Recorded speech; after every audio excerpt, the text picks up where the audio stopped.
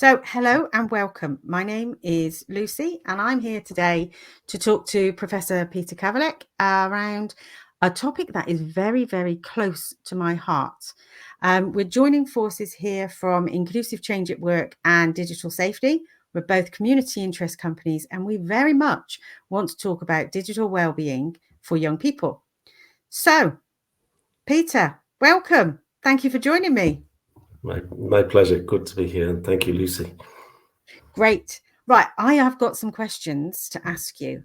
Now, we've been working together for quite a while, so I kind of have an idea of how you feel about this topic, but many of the people out there who might be watching this video, hopefully there's loads of people, will probably not have an idea about where we're coming from and what this means to us. So I'm going to delve into a few questions. To put a bit of context, we're actually going to be talking about digital well-being and particularly digital well-being for young people. This is related to a conference that both of us are going to be speaking at in Bristol on the 25th of April in 2024 down in Lee Court. I'll give you more information about where you can find out more stuff to book later on. But Peter, first of all, can you tell us a bit about yourself and your role with digital safety? Yeah, so I'm Professor and Director of the Centre for Information Management at Loughborough University. That's in the Loughborough Business School. And a few years ago, Digital Safety arrived on my doorstep with a query about a student project. And it kind of blew us away, actually, really, because they were talking about digital safety, which sounds maybe a little bit dry. And, people might question what's meant by that, but they would talk about it in a very fresh and new way, and something that was actually, hugely socially relevant, and also a little bit scary because they were talking about it in a bigger way than we'd seen before. Well, we engaged with a student project, and the rest is kind of history, really, because the student project exposed to us the kind of world of vulnerabilities that is much greater than is generally acknowledged, much more consequential than is generally acknowledged. And then as the kind of Centre for Information Management at Loughborough, we had the choice, do we join in with this, engage with this, yes or no? And we're very committed to a kind of an agenda which we call Progress with Purpose. So we very much got on board with this and have sought to develop it ever since. So my own personal engagement with digital safety has grown and grown to the extent where I know, I know I've got to know the northeast of the country very well, which is a beautiful thing, and so on. But actually, even this week is quite significant because we've had meetings about an MOU with the company, with the KIC, and between the university and the Digital Safety Community Interest Company. And so we're kind of at the point of history now as well, because we're looking forward to many years of collaboration ahead. That's amazing. That's fantastic. Yeah. Let me just take you back a little bit, because you mentioned the student project talking about vulnerabilities and perhaps vulnerabilities that weren't ones that you'd noticed or considered before. How did that manifest itself? What did that look like? What were those vulnerabilities? Yeah, because it's quite interesting, because I think at sometimes in history, people would have described me personally as a kind of tech optimist, a professor who'd stand up in the classroom and talk about the benefits of tech. But and associated with that was always the kind of inclusion agenda. And the inclusion agenda was, in a sense, getting people the rights of access, getting them online, getting them the kit, the equipment, and the know-how to become part of a kind of a digitalizing world. But what we began to see with the digital safety work was the incredible downside of that actually sometimes, for some people, we were leading them into situations of vulnerability. And that vulnerability was being willfully and hugely exploited by people who were only too happy to do so, if I put it like that. Yeah. And we're talking about everything from kind of fraud which would be a very common thing, to maybe abuse by individuals, including forms of bullying. And it was eye-opening. And then once your eyes are open, you begin to see a lot of the world in a new way. You begin to see that actually there are no hard edges around this. There's no one group that you can point to and say that they are vulnerable and they are not.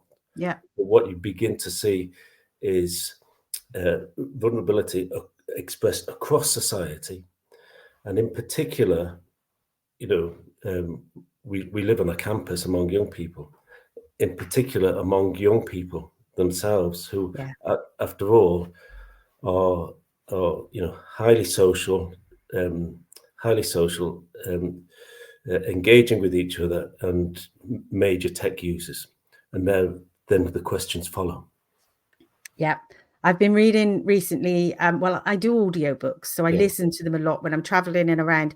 And Tim Elmore is an author who writes about generational diversity in the workplace. Yes. And at the moment, I'm listening to exactly that, the different ways in generations engage with technology or engage with tech in the workplace. And Generation Z, so that the generation you're talking about who are on campus at the moment, they're the ones who are highly tech enabled and engaged, but actually there are things that are not quite working so well, and they're not quite as engaged in other aspects of their world. And we think that the tech has been bright and great and good. Somehow we've kind of gotten to a place where it's not so bright and great and good. Yes, I agree. So I think something that surfaces, again, speaking from a kind of business school perspective, is the business model of the tech companies. Yeah. The business model of the tech companies depends upon high levels of attention, people being online. Yeah, I'm there. Yeah, absolutely. People being online in a way more than they know and realize. Yeah.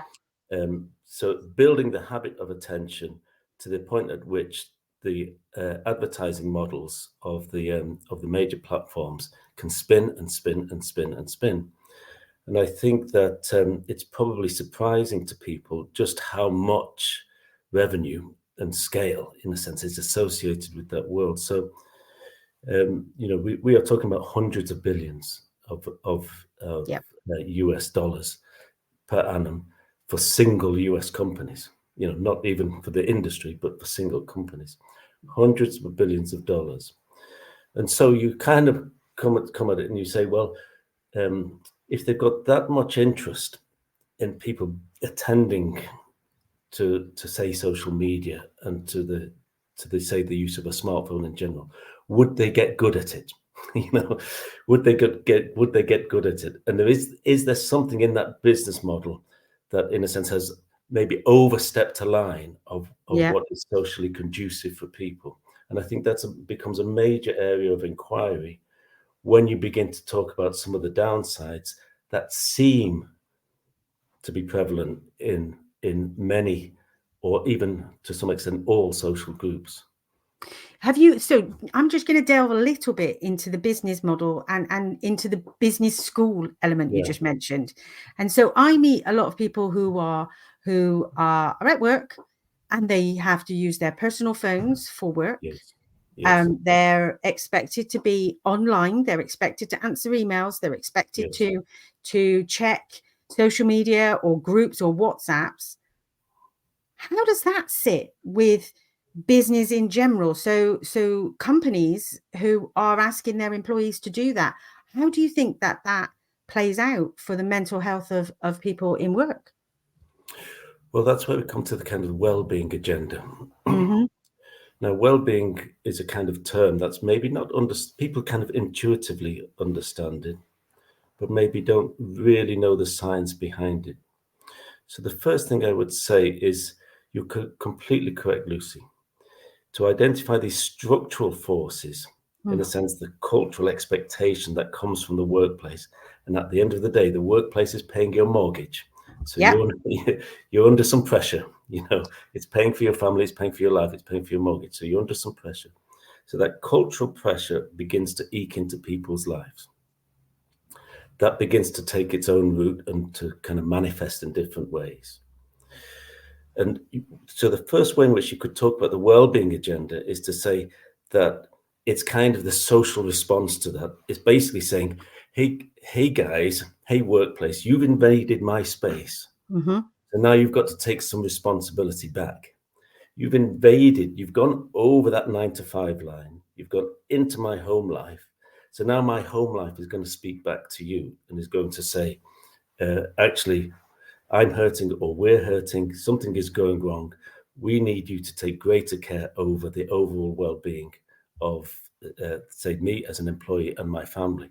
And so the first way of understanding the well-being agenda is to see it as a response to that eking away of that home life balance, you know, and let's be honest, I think most of us, we can just see it from looking upwards to our parents or even some cases older siblings, etc. And it's changed hugely. It's changed hugely. My approach has changed hugely. I can remember probably 30 years ago, my husband, we're still together now, believe it or not. He would always be on his computer. He'd be like, oh, I want to go and play this, or I want to go and do this, and I want to find out this. This was when dial-up was in fashion. This was way before the internet. And I used to get really frustrated and like, just no, let's do something else. Let's do something else. Now I will put my hands up and say, I'm scrolling. I'm on tech every day, every night, when actually we probably should be doing some other stuff.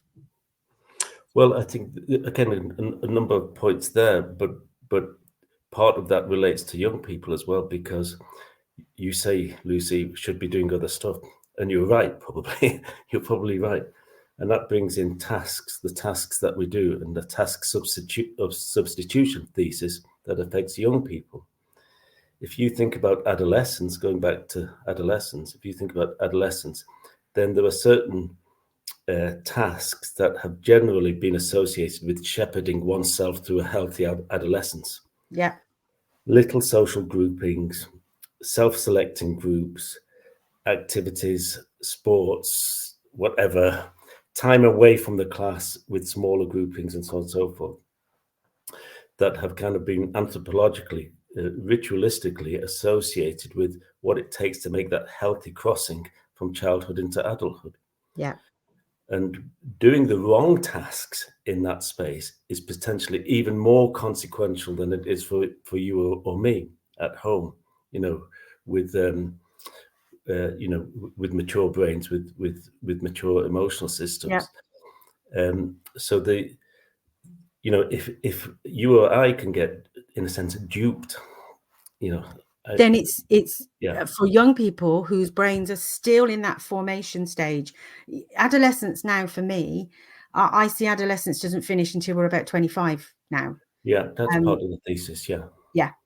In that our adolescence is extended, and we think 18 because traditionally, sociologically, anthropologically, I can't even think of what other words to use there, but culturally 18 and maybe 21 are considered, you used to get the keys to the door at 21, didn't you?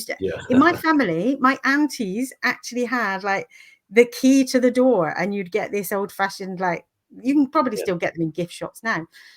That's what we expect. Is that, well, you're 18 now, you're an adult now. Oh, you're 21 now, off you go.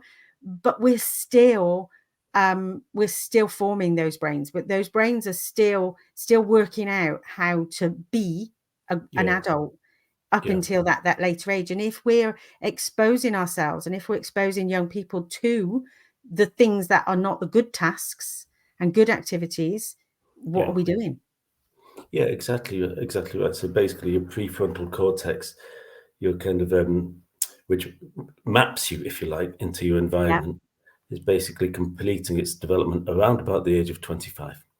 So in a sense, the environment is helping to teach your brain how to behave up until that age point, and even beyond, because of neuroplasticity. But basically, we can take 25 as a kind of, in some ways, a marker. Gently take 25 as some ways a marker, and say that up until that point, your experiences, however they are encountered in your childhood, in your family, on the web, on the dark web, or wherever, are going to teach your brain about the How to world behave. and how Yeah. to behave in that world. And how to that's react, isn't it? exactly, yeah. I think, I mean, there's work around VR and things like that. And I've spoken to psychologists and neuroscientists before around the memories that we form in our brain, even if it's something that happens to us online, will impact us and does give us that response to trauma or to activities. Because I'm going to go all posh now. I'm going to go all fancy words. Our hippocampus remembers that stuff. And so when we pull the filing cabinet out of our hippocampus, which is that part of the brain that helps us remember and recall stuff, it remembers it in a way that actually this happened and it was real, but actually it could have been in VR. Yes. And so as we've got more and more sophisticated media screens, and VR being the next iteration, then effectively we've got at least we can hypothesize about a more traumatizing set of experiences gained artificially through the web. Wow. I didn't expect us to get that deep so quickly there, Peter. Thank you. Thank you. I mean, it's literally, it blows my mind because I think about and talk about these things mostly every day. I have a bit of a thesis or a hypothesis, whatever we want to call it. I get my words mixed up. That if we don't consider the mental health and the impact of digital well-being in our younger generations, it's going to have a big impact for employment. It's going to have an impact on recruitment, retention, and employers who will need to who will be reacting to the impact of higher anxiety,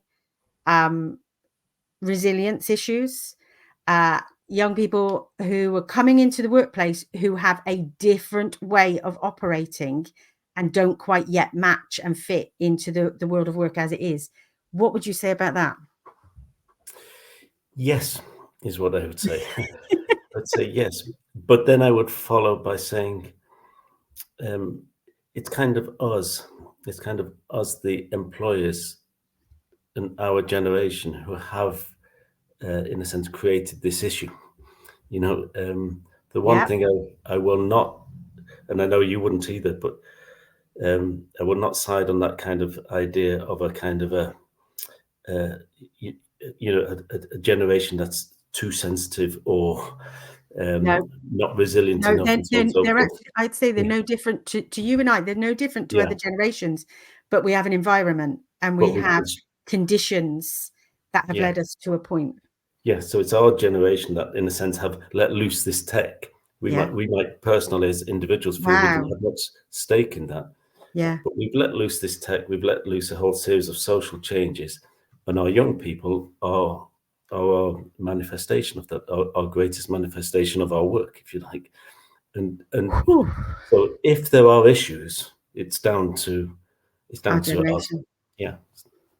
I'm feeling a bit of weight of that actually. That actually, and I think that's why we're passionate about this, and that's why we want to do something, because we have recognized this and we can see that actually we do have a responsibility, and it's certainly not the fault of younger people that this is happening. They haven't made this, and as we say, a kind of crisis, but not of their making. You literally took the words out of my mouth. I stopped myself saying it because I thought I'm going to get you to say, I'm going to lead that into you. So this idea of a crisis, but not of their making, this is what you're going to be speaking about at the Castle Conference in April over at Lee Court in Bristol, 25th of April. It's a conference which is called the Castle Conference, and it's all about digital wellbeing in young people. And Peter, you have kindly stepped up to the mark, and we're going to be talking about that particular topic. So, a crisis, but not of their making. What does that mean, and what will you be talking about at the conference? Well, it's to explore really the research and what the research is saying, the formal academic research. What's that saying about teenage, adolescent mental health and the possible impacts of social media and the kind of digital technology suite. And also to situate that against the business models and the way in which the tech companies, which are by and large the most valuable companies this planet has ever seen. Oh my God, they're more. Do they not have more than a country? Some countries. Absolutely. I mean, it's a kind of another question, but there's a kind of whole point about corporates now, and especially the tech companies, being in a sense higher in research revenue than national budgets. Wow. It's a colossal power shift, and so in a sense we take the mental health crisis and the available evidence around it, and we contrast that, and we ask questions of the business models of tech companies which depend upon the attention of individuals, including the most vulnerable individuals in society. And within that set, we might well include adolescents, and actually pre-adolescents too. Yeah. And the use of tools. And we ask sensible questions, and we come up with sensible, balanced judgments about what's happening and what the risks are. Amazing. I mean, I don't want to go into too much detail because I want people to come to the conference and find out about it at the conference. But it is an incredibly important topic, isn't it? Yeah, so I think that we can kind of make, we can probably start with professionals, and, we can maybe tell anecdotes about how professionals at the cutting edge in social care settings and education and elsewhere are reporting upon this issue. And if we listen to their voices, it's frightening. Yeah. And actually, if we listen, and it's frightening, and many of them are frightened, and hard pressed with it. And if we talk to many parents will observe that something has gotten out of control, and there is no toolkit coming down from their parents to help them cope with it. It's something new. It's going to come from us. It's going to come from people like you and I, and others who feel strongly about this and feel that they can influence. I think one of those things that would be great, and one of the outputs and impacts that we want from the conference is to influence and create influence in areas where that change can happen. Yes, absolutely right. Absolutely right. So I think that's a kind of general stepping up of our kind of, in a way, our communities. I know it sounds old-fashioned in a way to talk about. No, I think that's what it's got to come back to. But it really is key, because we've got these business models of these gargantuan companies outside there. There has to be some series of mechanisms and institutional responses and communal responses that asks them the right questions, to justify their great status and wealth. And I think community responses are absolutely a key part of that. What would you say about so some of some calls have been made for under 16s use of social media to be either regulated or even banned? What would you say about that? Yeah, so there's no easy street here. That's the issue. There is no easy street, no easy response. And so we can talk about regulation, and we can definitely take it seriously, and it might be a contribution, because much of society will respond to it. Much of society will respond to it at some cost for our traditional understanding of how a democratic society works. And so if we are making, in a sense, some adjustments, we might call some sacrifice on behalf of bringing greater regulation into our lives. Again, we need to ask questions about, why have we done this? What have we gained? And in a sense, who's winning out of this system whereby we are now regulating within the home, for example? It's a big step. It's a big and difficult step. We're now regulating within the home about the use of personal consumer devices. It's a big step. Who's winning? Who's winning here? So on the point of regulation, I'd say definitely it's a conversation to be had. Definitely there's potential there, but it's not an easy street, and it's not a comfortable street either. No, not at all. I use the phrase "the genie's out of the bottle."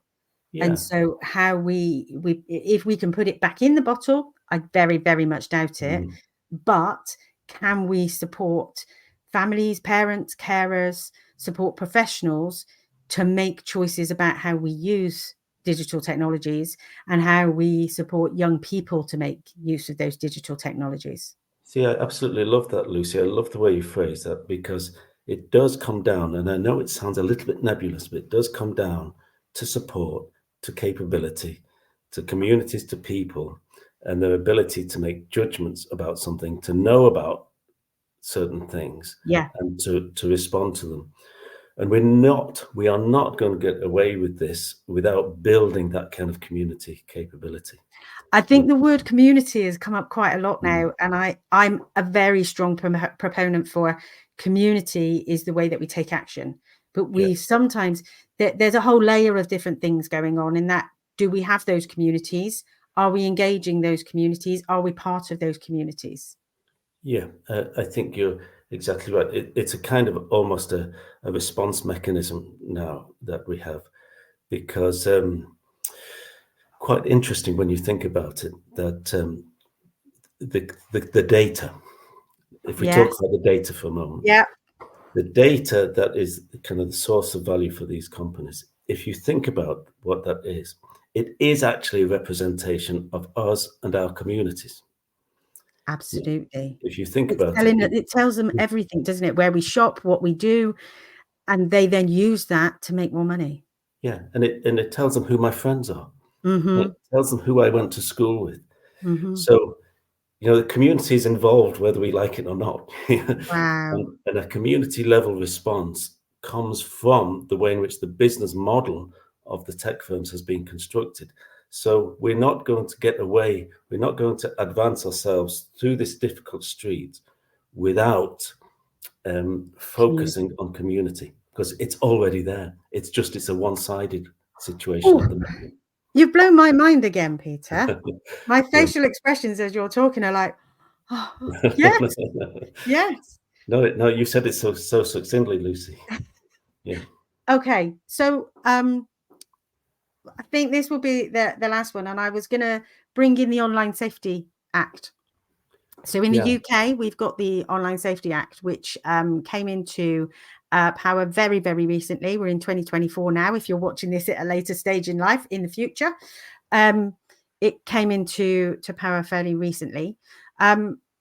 What do you think that will do in terms of helping not solve this problem, but what will it do in terms of how social media operates and is regulated for under 16s, perhaps? Yes. So you kind of can't say no and you can't say yes in a simple way, unfortunately. You can definitely say something has to be done and legislation has a role. But we have now this notion of harm inscribed into law. And in some ways, it's a kind of an intelligent response, because the good thing about it is it puts pressure on the platforms.